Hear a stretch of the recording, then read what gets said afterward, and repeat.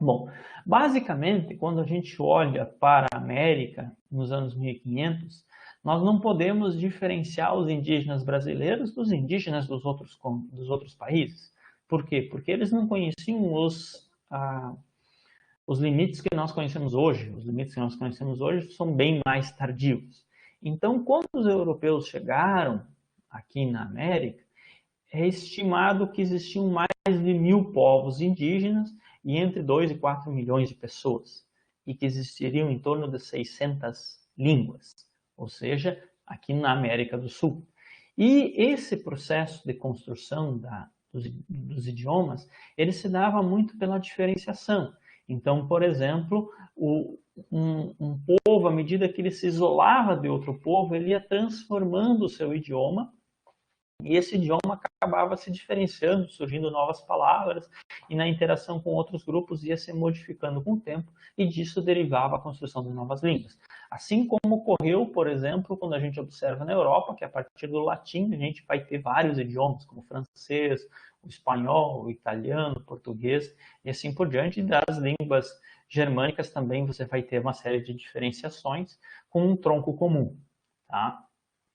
Então, dentro das línguas brasileiras, nós vamos ter o tronco tupi, que é um dos maiores, que tem uma diversidade grande de famílias e línguas. Nós vamos ter o tronco macro-G, que também é extremamente grande e importante, com diferentes línguas faladas pelos indígenas. E depois nós temos ainda dois grupos que se destacam bastante, que é o Aruac, que está aqui bem à direita, está em azul, tá? E nós vamos ter também outros vários aqui, né, que vão se destacar, como tem o Caribe também aqui, que tem bastante línguas, e outros como Tucano, como Yanomami, como Pano, vários outros grupos, ou seja, não era só o Tupi ou o Macro-G, temos uma diversidade grande de idiomas falados pelos indígenas, tá? Bom, quando a gente fala dos tupis, que é um dos principais povos, aqui no caso do sul do Brasil ele se destaca, principalmente no litoral, e a gente vai destacar um pouco aqui em virtude de nós estarmos falando de Santa Catarina, existem modelos que tentaram estudar a partir dos locais onde existiam os sítios arqueológicos tupis guaranis, e a partir da datação histórica de quando esses sítios foram encontrados, eles estudaram um modelo de dispersão tupi-guarani. E os estudos apontam que nós teríamos tido a origem tupi há aproximadamente 5.000 anos na Amazônia, não está bem claro se é na região aí em roxo ou em verde, mas principalmente é para estar na região em roxo, que é onde tem se identificado mais, e que a partir disso teriam ocorrido processos de migração. Basicamente tem várias figuras, esse é um modelo proposto por Brochado em 1984, que ele vai dizer que há um tronco que se diferencia e que vem pelo norte, pegando pelo litoral, que vão ser os tupinambás, que são os primeiros grupos com quem os portugueses têm contato quando da chegada, enquanto um outro grupo teria descido pelo Vale dos Rios e teria dado origem aos guaranis aqui no sul do Brasil. Ou seja, eles teriam uma origem comum e por isso, às vezes, muitos elementos da cultura são comuns, tá? O próprio tronco do idioma estaria assim identificado. Se vocês olharem na figura aqui, vocês vão perceber que em vermelho está o tronco tupi e em laranja está o guarani, tá? Então, na parte norte, vocês percebem uma passagem litorânea dos tupis e ao sul, um grande destaque para os guaranis, tá? Que vão ser o que vai estar ocupando a região sul do Brasil, junto com outras tribos que ocupam as partes um pouco mais altas dessa região. Tá? Mas é só para nós entender um pouco o processo de elementos comuns. Enquanto toda a parte central aqui, vocês viram que ela é ocupada por grupos do Macro-G, e a parte mais ao norte da Amazônia pelo Caribe e o Aruac, que são os outros principais grupos, né, linguísticos. Tá? Atualmente, nós temos uma identificação no Brasil de 45 principais famílias linguísticas, ou seja, quando eu falo de famílias linguísticas, eu estou falando dos vários troncos que eu mostrei aquela imagem, onde elas estão distribuídas. Se nós observarmos, por exemplo, o item 29 aqui, que é o litoral de Santa Catarina, Rio Grande do Sul, nós temos e um pouquinho do Mato Grosso do Sul aqui nós temos o Tupi-Guarani, que é um elemento importante. No 39 aqui, que é a região sul, nós vamos ter o G e Tupi-Guarani, porque nós temos ambas. E no 9, que é um pequeno ponto, nós temos o G, que é do grupo Choclen, se eu não me engano, aqui, que também é um grupo importante de Santa Catarina, que vai se destacar, ou é isso mesmo, tá? Então, nós vamos ter uma diferenciação entre diferentes origens aqui linguísticas. Os caigangues, por exemplo, são do grupo G, e enquanto os guaranis são do grupo tupi-guarani, tá? Então, são diferentes troncos linguísticos. O IBGE, em 2010, registrou 274 línguas indígenas, sendo que a maior parte dessas línguas indígenas, elas têm um grupo reduzido de pessoas falantes, ou seja, 100, 200 pessoas falantes estão em riscos de extinção e de se perder essa diversidade que caracteriza. Um elemento importante é nós observarmos como a parte litorânea brasileira, onde foi a primeira a ser ocupada aqui, a gente percebe uma grande perda dos idiomas. Por quê? Porque acabou que esses povos acabaram sendo dizimados, enquanto a parte mais norte do país, um pouco centro-oeste, ainda conseguiu manter essa diversidade por ser a última ocupada. Tá? E existe um registro que vocês podem consultar no site que está em anexo, de mais de 255 povos indígenas. Tá? Esses povos indígenas, vocês podem consultar as informações de cada um deles. Tá? Nós temos um material que pode ser consultado no site. Tá? Esse site é PID, tá? Tá aqui no final, depois vocês podem consultar, tá? E que ele é uma informação extremamente relevante para nós podermos identificar cada povo de cada região. Ele separa por estados, por grupos, por famílias linguísticas e dá uma boa visão, depois eu posso mostrar para vocês ao final. Então, quando da chegada dos colonizadores, nós vamos ter os colonizadores ocupando o litoral. Há um processo inicial em que os indígenas eles são explorados de forma indireta pelos europeus. Não há um processo de escravização direta no primeiro momento.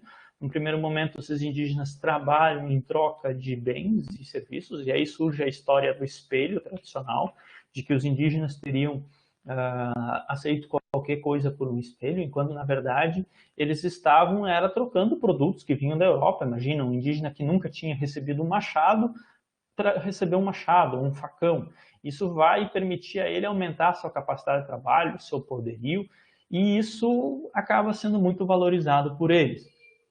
Inclusive, vai se ter a ideia de que os indígenas recebiam machados de metal para derrubar árvores, em troca desse trabalho ganhavam mais machados para derrubar mais árvores, e aí teria ocorrido o processo de extinção do pau-brasil pelo trabalho que eles teriam feito, e que quem teria derrubado o pau-brasil teriam sido os próprios indígenas. E aí há conflitos um pouco de entendimentos, mas é um elemento importante para você ver como um produto moderno é apresentado. Hoje nós também continuamos trocando grande quantidade de produtos que nós temos por alguns produtos modernos que vêm de fora, como chips de computador, máquinas automatizadas e assim por diante.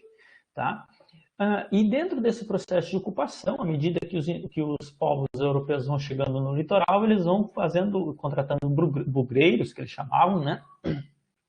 Eles vão caçar indígenas, vão capturar crianças para tentar civilizar, ou seja, para tentar introduzir os costumes nossos, e que isso persistiu. A gente acha que isso ocorre lá no início. Não, na verdade isso existiu, por exemplo, em Santa Catarina, até os tempos mais recentes dos anos quase 2000, aí, até 1960, 1970, era muito comum ter a contratação de bugreiros para dizimar tribos, ocupar essas terras, e as crianças, que eram aquelas que tinham menos formação cultural ainda, não tinham construído o seu histórico de vida, eram capturados para tentar civilizar, introduzir na nossa cultura. Né? O civilizar é introduzir a nossa cultura, ou seja, o desrespeito à identidade índia. Tá? No Brasil existiu 2 órgãos bem importantes. Um permanece até hoje, que é a FUNAI, mas existiu o Serviço de Proteção ao Índio, em 1910, e ele foi substituído pela FUNAI em 1967. E a concepção que estava por detrás da atuação desses órgãos, principalmente do Serviço de Proteção ao Índio, é que os grupos culturais indígenas iriam desaparecer. Eles deveriam se integrar à comunhão nacional, ou seja, se integrar à forma de vida que nós temos na forma de camponeses. Ou seja, eles não deveriam manter a sua cultura, deveria se acabar com a identidade índia e transformar eles numa identidade camponesa. Tá? E o que ocorria durante esse processo? Existia uma ação, tá? No sentido de que o Serviço de Proteção ao Índio tinha uma tutela. O que é essa chamada tutela que a gente precisa entender bem quando a gente fala de índios? Tá?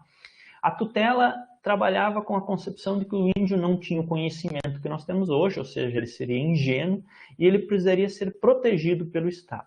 E, portanto, se ele era ingênuo e não sabia o que fazer, o Estado deveria dizer o que esse índio deveria ser. E esse índio, nesse caso, deveria se tornar um camponês e deixar de ser índio. Tá? Então, o Serviço de Proteção ao Índio, ele ficava responsável por controlar as terras dos indígenas e dizer o que os indígenas deveriam fazer. Tá? E dentro desse processo, a gente tem uma série de problemas. Por quê? Porque os agentes indigenistas, eles ficavam responsáveis por extrair a madeira, arrendar as terras indígenas, que era o de recurso, uma das fontes de recurso que mantinha o Serviço de Proteção ao Índio. Tá? Então, todas as ações dos estados, do Estado, eles eram buscando transformar o índio na nossa cultura, ou seja, o desrespeito àquelas identidades. Então, por exemplo, os indígenas, eles deveriam adotar obrigatoriamente o cristianismo e a língua portuguesa, tá? Que a gente vê aqui. Os índios eram obrigados a adotar o cristianismo e o português, eles não deveriam manter a sua cultura. Os índios eram transferidos de forma violenta para as reservas, que eram considerados depósitos de índios, até que eles se transformassem para depois se tornar um povo integrado à comunhão nacional, ou seja, a ideia de país como o Brasil. E esse processo não era um processo amistoso, ou seja, era um processo feito de forma violenta a qualquer um que resistia. Tá? Então, indiretamente se negava a cultura indígena e eles eram obrigados a se transformar naquilo que nós chamamos hoje de colonos, agricultores.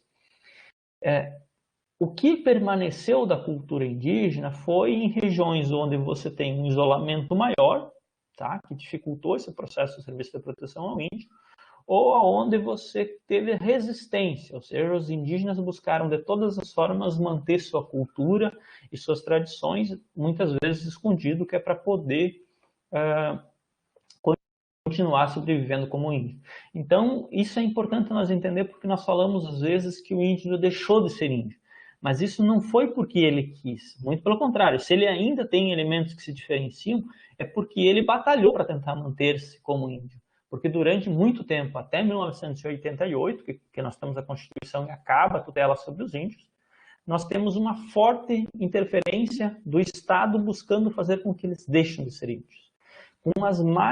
Teve uma CPI e vários estudos também do setor judiciário buscando identificar o que o Serviço de Proteção ao Índio fez. E aí, dentro desse aspecto, registram-se roubo das terras, por exemplo, que deixaram de ser atribuídas aos índios, roubo do patrimônio indígena, onde o Serviço de Proteção vendia madeira, arrendava as terras e não repassava esse dinheiro para os indígenas, e a própria prática de tortura mesmo, quando alguém não seguia as regras, eles eram torturados, ou seja, o processo de tutela acabava ou privava o índio de ser índio, ou de ter suas expressões. Tá? E ele era proibido de se manifestar. Então, de algumas formas, alguns indígenas buscavam até tentar fazer uma expressão e buscar representações administrativas, mas eles eram castigados e punidos quando eles tentavam manifestar seus interesses. Isso vai mudar com a Constituição de 1988, em que a tutela deixa de existir e os indígenas passam a representar seus interesses. E aí, dentro desses interesses, nós vamos ter elementos de resistência que permaneceram e que vão continuar existindo, como, por exemplo, a manutenção da língua, as denúncias judiciais e administrativas. A negação da terra como propriedade é uma forma de resistência, porque os indígenas nunca quiseram, por exemplo, demarcações de terras indígenas anteriores. Eles fizeram isso quando se sentiram obrigados, tá? Mas não tem a propriedade privada, é uma propriedade coletiva. A manutenção de práticas culturais e assim por diante. Então, a resistência até 1988 se dá de diferentes formas, como essas que eu comentei acima, e após 1988 é que surge o movimento indigenista, que ele passa a ser expressão dos seus interesses. E dentro desses interesses, aí a partir de 1988, ele busca uma demarcação de suas terras, só que essa demarcação de terras, ela começa a ser um pouco complicada. Por quê? Porque o Serviço de Proteção ao Índio acabou retirando essas terras dos indígenas, não fez o papel de proteção dos indígenas nessa época, e pegou essas terras e repassou para terceiros, e foram vendidas para outras pessoas. E aí você vai ter pessoas que estão vivendo em algumas regiões há 60, 70 anos, tá?